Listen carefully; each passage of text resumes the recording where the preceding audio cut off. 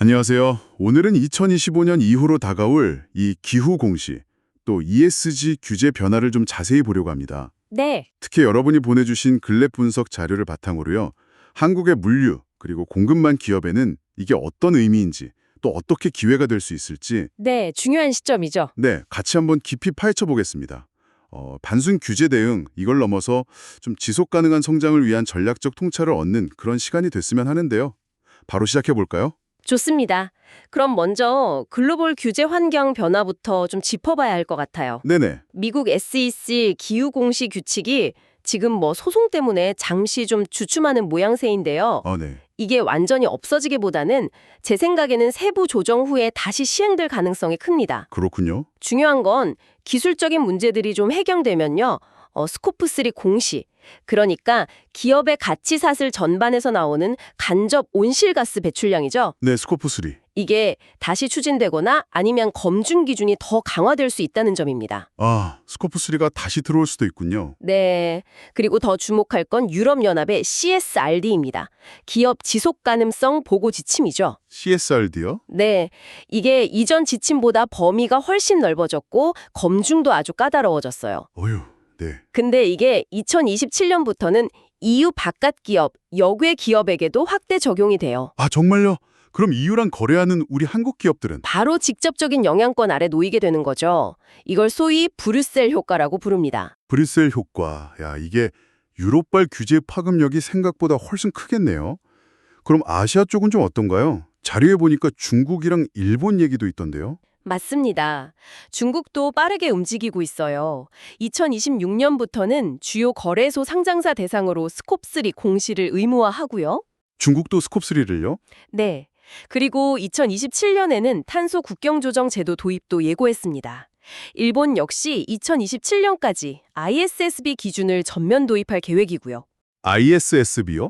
네, 국제지속가능성 기준위원회 기준인데 바로 이 ISSB 기준이 핵심입니다.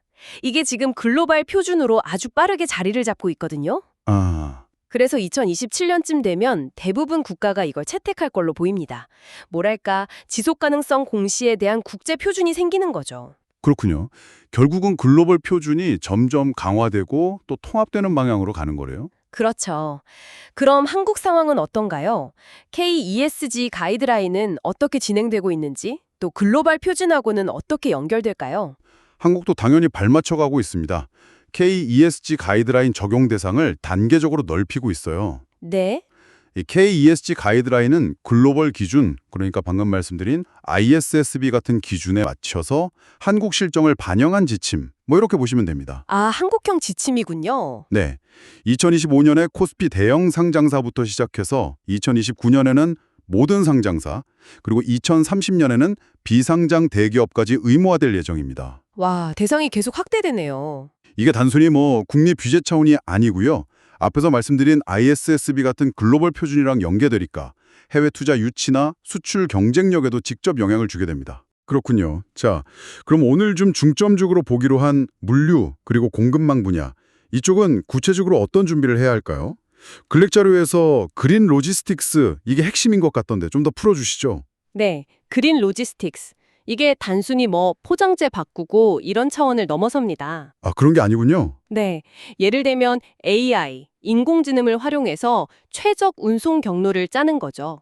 이걸로 연료 소모당 탄소 배출을 동시에 줄이는 겁니다. AI로 경로 최적화요? 네, 그리고 전기 트럭이나 수소 트럭 같은 친환경 운송 수단으로 전환하는 것, 또 바이오 연료 사용을 늘리거나 철도 운송 비중을 확대하는 것, 이런 것들이 다 구체적인 실행 방안이 될 수 있습니다.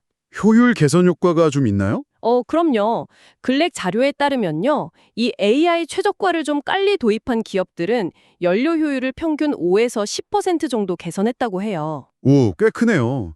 근데 물류라는 게 혼자 할 수 있는 게 아니잖아요. 그렇죠. 협력사까지 다 포함하는 공급망 전체 혁신도 강조되던데 특히 그 스코프3 배출량 관리가 참 어려워 보이더라고요. 정확히 보셨습니다. 그래서 협력사와의 파트너십이 정말 중요해지는 거죠. 파트너십이요? 네. 공동 목표를 세우고 스코프3 배출량을 함께 줄여나가야 합니다. 그러려면 ESG 데이터를 통합 관리하는 디지털 플랫폼 구축, 이게 거의 필수적이고요. 데이터 통합 플랫폼. 그리고 상대적으로 역량이 부족할 수 있는 중소협력사들을 위해서 교육이나 기술 지원 같은 것도 같이 가야 합니다. 단순히 데이터만 받는 게 아니라 진짜 감축 활동을 지원하는 그런 생태계를 만들어야 하는 거죠. 특히 저는 그 위성 데이터를 활용해서 실제 배출량을 검증한다는 부분이 어떻게 인상 깊었어요. 자가 보고의 신뢰성 문제를 좀 해결할 수 있지 않을까 해서요. 맞습니다. AI란 빅데이터는 실시간 측정, 그리고 예측 분석을 가능하게 하죠. 그래서 선제적인 리스크 관리가 가능해집니다. 예를 들면요. 예를 들어 특정 경로로 운송할 때 예상 탄소 매출량을 미리 계산한다거나 아니면 기후 변화 때문에 물류 차질이 생길 가능성을 예측하는 거죠. 예측까지. 네. 그리고 블록체인은 데이터 위변조를 막아주니까 공급망 전체의 탄소 발자국 추적과 검증의 투명성을 더할 수 있습니다. 그렇군요. 위성 데이터 활용은 아직은 좀 초기 단계이긴 한데요. 앞으로는 객관적인 검증 수단으로 점점 더 중요해질 겁니다. 네.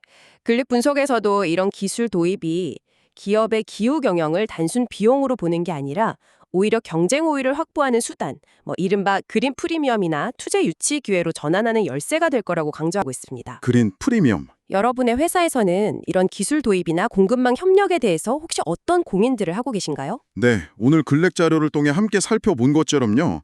2025년 이후에 기후공시나 ESG 규제 강화는 이건 피할 수 없는 큰 흐름인 것 같습니다. 네, 분명합니다. 특히 글로벌 공급망에 깊숙이 연결된 우리 한국 기업들에게는 정말 생존과 성장을 위한 필수 과제가 된 셈이죠. 맞습니다. 이제는 단순히 규제를 따라가는 수준을 넘어서 기술 혁신 그리고 적극적인 파트너십을 통해서 이걸 새로운 경쟁력 또 사업 기회로 만들어야 할 때가 아닌가 싶습니다.